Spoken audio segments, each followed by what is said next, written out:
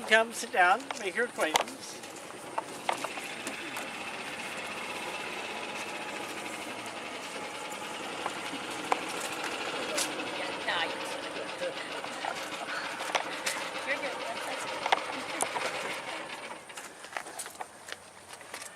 Bonjour. Comment allez-vous? Oui, je parle français. My name is Brittie Pauline Ouerbacker Elsby. My husband Samuel and I were married at my parents' home July 13, 1894. Samuel was already a prosperous man.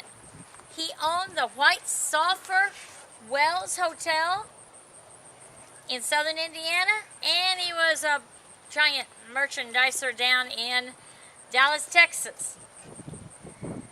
His mother gave us a check for $1,000 for our wedding. I wore diamonds and silk at my wedding, and my parents gave us a fine piano and an elegant bedroom suit. I was 19 years old. Samuel was 35. As happy as we were that day, we could not imagine how much our love would grow over the next 43 years. We spent our first 2 years. The summers were in the White Sulphur Springs Hotel. The winters were in the hotels in Dallas, Texas. So in spite of feeling that I was setting up a marriage, I felt like I was on a forever honeymoon. Mr. Elsby was bright, energetic, and so kind. I knew that being Mrs. Elsby would be a lifetime of wonders, exciting adventures, and opportunities to fulfill God's commandments to do good. Mr. Elsby sold the White Sulphur Springs Hotel just about the very same time that he received his pharmaceutical license. He had wanted to be a pharmacist, so he had gone to study and he got a license. He was so excited about this, we bought Dr. C.E. Lockhart's pharmacy in English, Indiana. Now this pharmacy was known for the purity of all of the compounds. That is what Mr. Elsby wanted to continue to do. He wanted to develop compounds to relieve pain, ease illness, because he knew that if one member of a family was sick, the whole family would suffer. It was only 9 months after we bought the pharmacy and it became the Elsby Pharmacy that Mr. Elsby put an ad in the paper. He put it in the Carawford County Democrat. Understand, that's a great paper still. He put this ad to say, the Ohio Valley Telephone Company has installed a fine telephone booth in the Elsby Pharmacy. This created comfort, privacy, safety for all the people that wanted to use the phone that came to the Elsby. Our phone could reach any place in the United States. Now let's think about that a minute. Just 20 years before, Alexander Graham Bell heard that first phone call, and now people in English, Indiana could call anywhere in the United States as long as the person they called had a telephone. It was no surprise to me that he graded, gravelled, and paved the road up Silver Hills when we bought our family home there. We bought a home called the Edgemont to raise our children in. At this time, Mr. Elsby was president of the German-American Bank and Trust Company. He had built the Elsby, New Albany's first skyscraper. He was very proud. It was the corporate office of the German-American Bank. In that building, he put a massive vault because he wanted the people of New Albany to know, if you want to put your things here, your valuables are safe and secure forever. I understand if you ever see that vault, you really never forget it. God gave Mr. Elsby and I less than a century together on earth. Samuel managed to continue working in the community and in the state, and this offered me the opportunity to also do those things. We spent our summers in a wonderful place. We had our family and hundreds of visitors down at White Cloud on the Blue River. We had a camp there. We loved it. All our memories, our children's memories, are from the summers that we spent at our camp at White Cloud on the Blue River. Then came the day when the world stood still. October 29th, 1929. It's sometimes called Black Thursday. Samuel was so grieved and so upset, so fearful that the people who invested in the German-American bank would lose their money, so fearful the bank would fail. Well, he also realized that our country was falling into a hole. He made a pledge to himself. He pledged that when the German-American bank failed, and it did, as did all the other banks, he would personally see that every person that had money in the German-American bank that Black Thursday would get their money back. It took him years. It took him years, but he did succeed in that pledge. He was just beginning to recover from that when the Ohio River, uninvited Ohio River, came into the Elsby. Samuel never recovered from the flood of 1937 in the Elsby.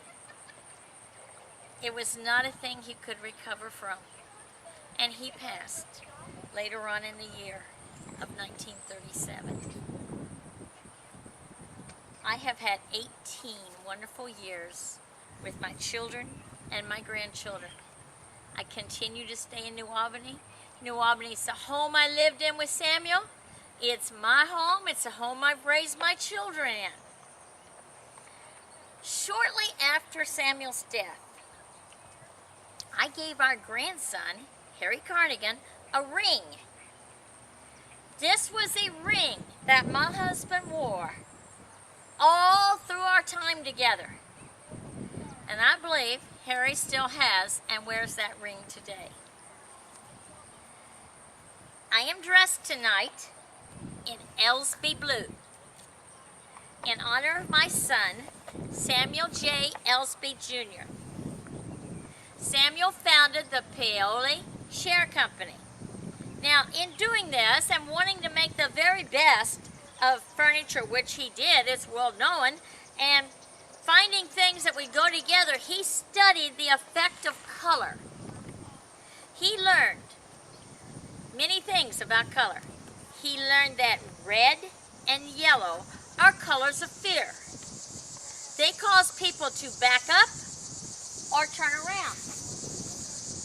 He learned that dark green and dark blue are negative colors. They cause people just to walk right on past like they're not there. Instead, he wanted a color that was bright but would not hurt the eyes, but would catch people's attention. So he came in love with the color of electric blue. And you can check out Paoli Company if you want to go on up to Paoli. They still have many things in Elsby blue. I will always remember what Charles Kelso said at my husband's funeral. He said, Samuel J. Elsby, indeed, was the greatest benefactor the city of New Albany has ever known since the demise of the Honorable Washington C. DePaul. Au revoir.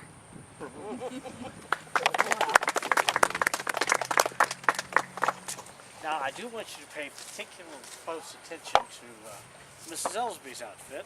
It is very much suggested by her original portrait. You'll see a small version in the program. However, the last three of us that you've seen have a wonderful seamstress who came to our rescue and came on tour last night.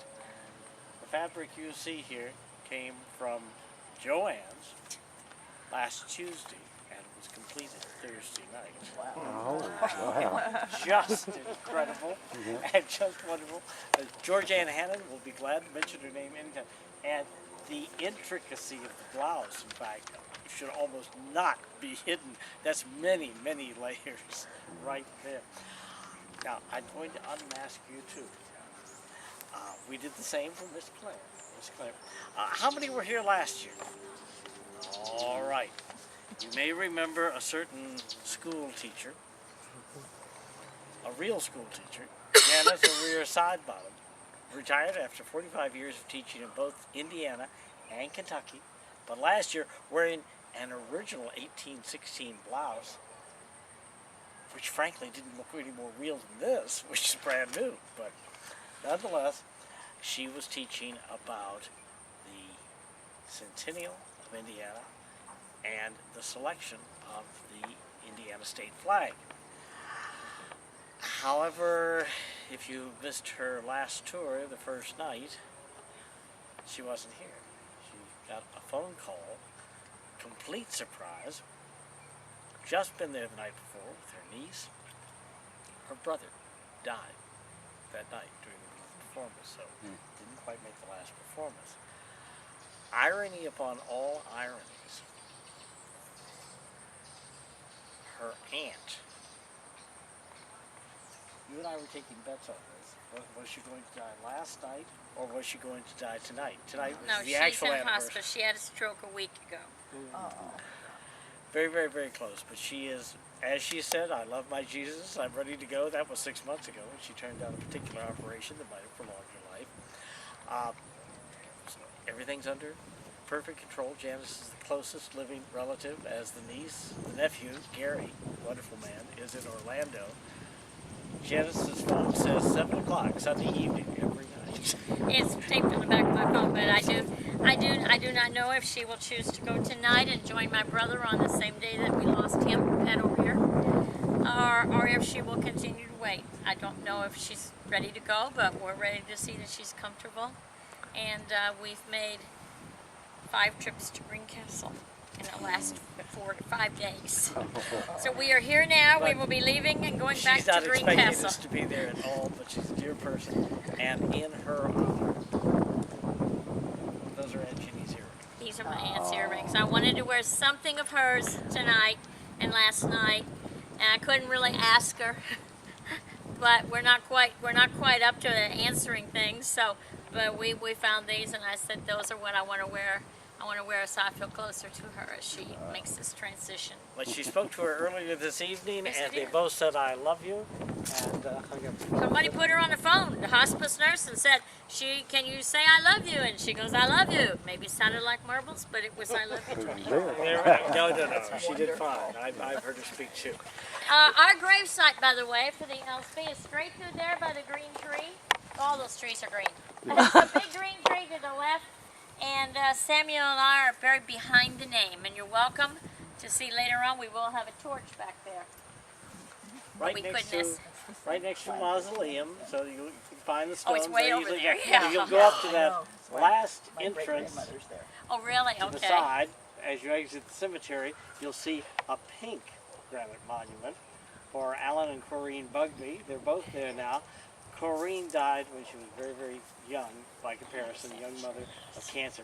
She was my mother's best friend. So come ahead and we'll let you go home and take a real seat.